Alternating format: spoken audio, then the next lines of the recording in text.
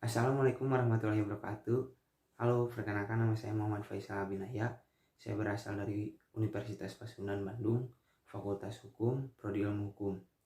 Di sini saya akan memaparkan salah satu materi yang ada di dalam Undang-Undang Nomor 1 Tahun 2023 KUHP Nasional, yaitu materi tentang percobaan. Pertama-tama, saya akan menjelaskan pengertian atau definisi mengenai percobaan. Pengertian atau definisinya itu dibagi menjadi dua, pengertian berdasarkan KUHP nasionalnya sendiri dan pengertian berdasarkan pendapat para ahli. Baik, mengenai pengertian yang pertama, pengertian berdasarkan KUHP nasional.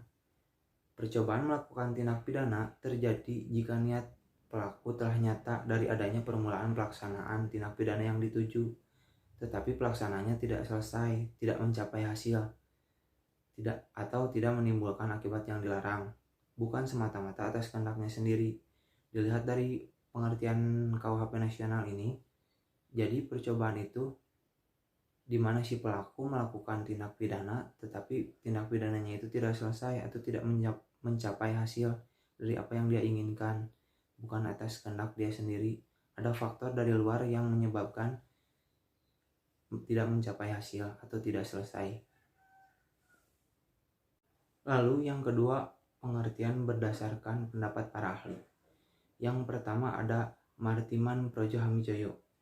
Percobaan adalah salah satu upaya untuk mencapai suatu tujuan yang akhirnya tidak tercapai atau kandas. Yang kedua, menurut Wiryono Projo Dikoro. Pada umumnya, kata percobaan atau pogging berarti suatu usaha mencapai suatu tujuan yang pada akhirnya tidak atau belum tercapai. Pendapat para ahli berikutnya ada R. Susilo.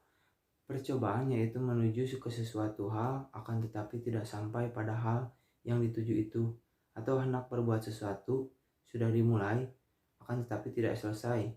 Misalnya bermaksud membunuh orang tetapi orangnya itu tidak mati, atau hendak mencuri barang tetapi tidak sampai dapat mengambil barang itu.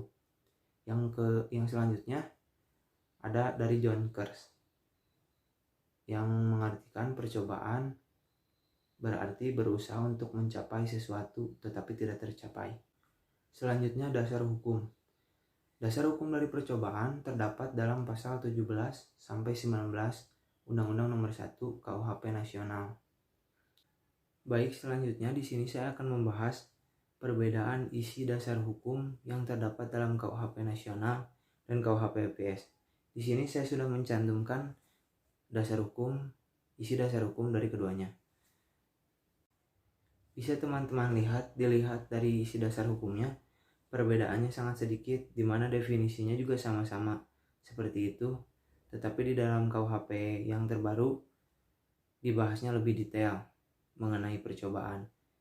Tetapi sanksi pidananya pun masih sama-sama, cuman berbeda dalam kata-katanya saja.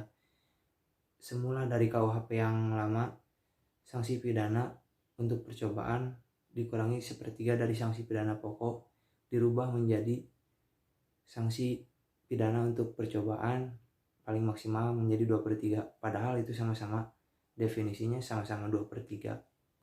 Sanksi pidana untuk hukuman mati atau hukuman penjara seumur hidup juga sama-sama maksimalnya 15 tahun.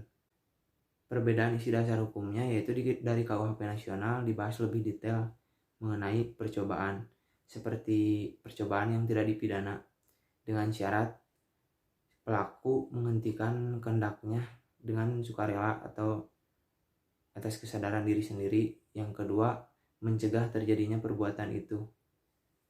Sedangkan di KUHP yang lama itu tidak dibahas sama sekali.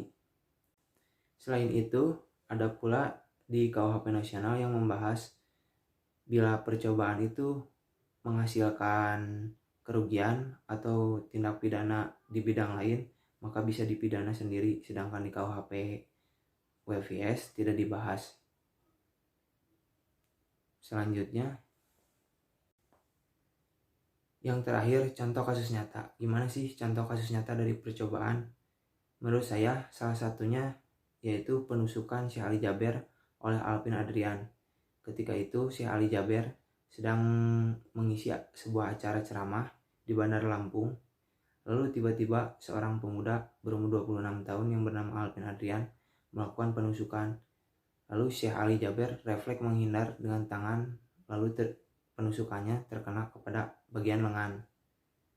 Itu saya nilai sebagai percobaan pembunuhan karena dia tidak berhasil mencapai tujuan yang dia inginkan.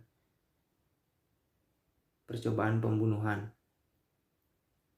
dikarenakan faktor dari luar, bukan atas kehendaknya sendiri, yaitu Syekh Ali Jaber menghindar, lalu ada kerumunan massa yang melindungi Syekh Ali Jaber serta mengamankan situasi yang genting tersebut. Mungkin sekian dari saya. Wassalamualaikum warahmatullahi wabarakatuh. Terima kasih.